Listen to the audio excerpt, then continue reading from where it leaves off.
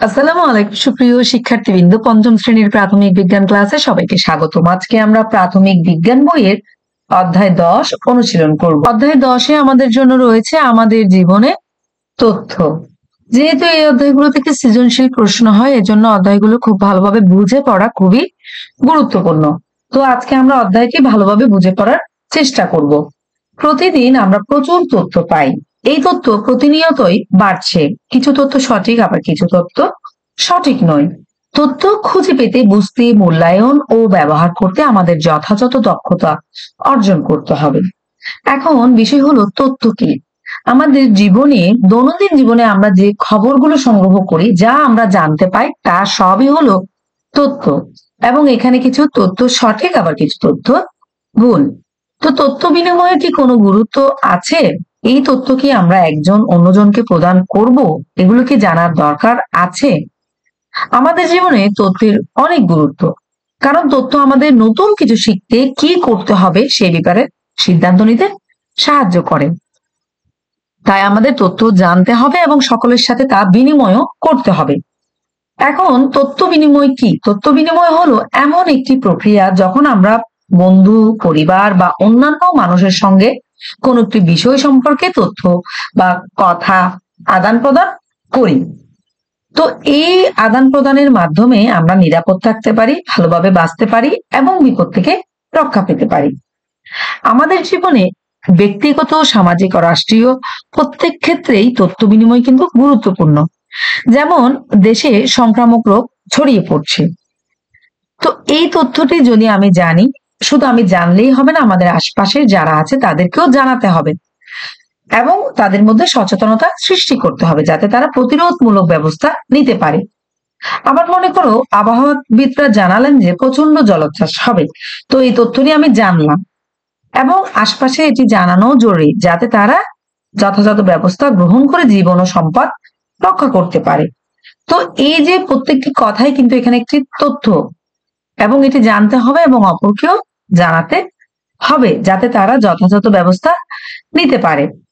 আমরা বিভিন্নভাবে তথ্য বিনিময় করতে পারি, যেমন কথা বলে বা চিঠি লিখে। তবে বর্তমানে যে আইসিটির যুগ, আইসিটি ব্যবহার করেও আমরা তথ্য বিনিময় করতে পারি, যেমন computer, internet, email, television, radio, mobile phone ইত্যাদির মাধ্যমেই হলো আমরা তথ্য বিনিময় করতে পারি। এগুলো হলো আইসিটি, অর্থাৎ তথ্য ও যোগাযোগ প্রযুক্তি। এগুলো ব্যবহার করে আমরা কিন্তু একজন আরেকজনকে তথ্য বিনিময় করতে পারি। এর মাধ্যমে খুব সহজে তথ্য সংগ্রহ, সংরক্ষণ, বিনিময়, বিস্তার ও ব্যবহার করা যায়। এবার আমরা জানবো তথ্য সংগ্রহ, সংরক্ষণ ও বিনিময়। ইন্টারনেট ব্যবহার করে আমরা কিভাবে খুব সহজে তথ্য সংগ্রহ করতে পারি। আমরা বই, খবরের কাগজ, টেলিভিশন অথবা রেডিওর মাধ্যমে তথ্য সংগ্রহ করতে পারি।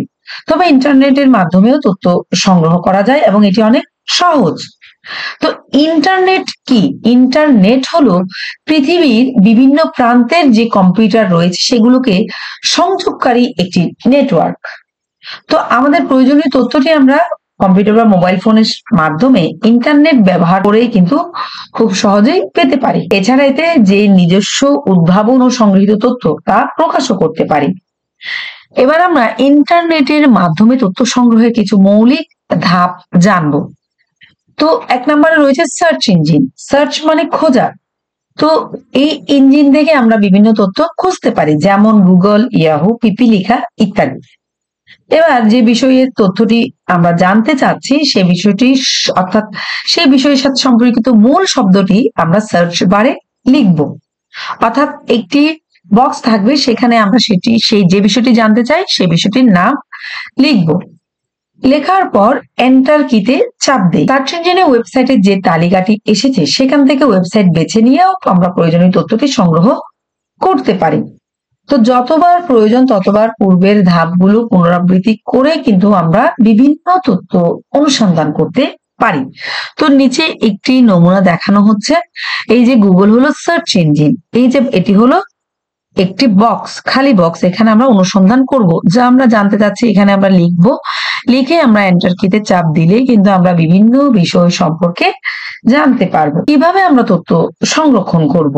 এই যে পাশে তোমরা দেখতে পাচ্ছ তথ্য সংরক্ষণ প্রযুক্তি। এই যে বিভিন্ন ডিভাইস, এগুলোর মধ্যে কিন্তু আমরা যে কোনো বিষয় সংরক্ষণ করে রাখতে পারি। ইন্টারনেটে তথ্যটি অনুসন্ধানের পর এই যে তথ্যটি আমরা পেলাম তা আমরা খাতায় লিখতে পারি, ছবি তুলে নিতে পারি বা ভিডিও রেকর্ড করেও কিন্তু সংরক্ষণ করতে পারি।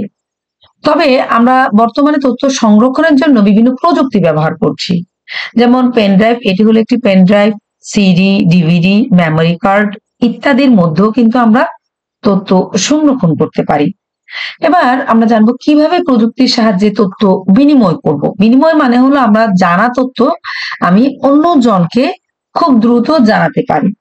প্রযুক্তি ব্যবহার করে যে অন্যদের সাথে তথ্য বিনিময় করতে পারে তা আমরা চতুর্থ শ্রেণীতেই শিখেছি।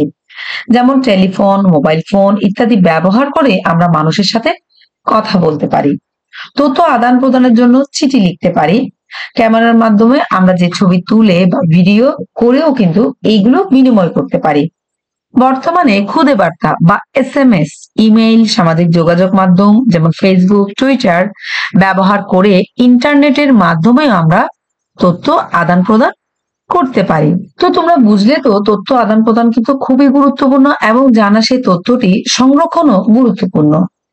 তথ্য আমরা জেনে অন্যকে জানাবো, তথ্য বিনিময় করব, এতে আমাদের জীবন অনেক বেশি আরো সহজ হবে। আশা করি তোমরা এই বিষয়গুলো খুব ভালোভাবে বুঝতে পেরেছো। ভিডিওটি দেখার জন্য সবাইকে ধন্যবাদ।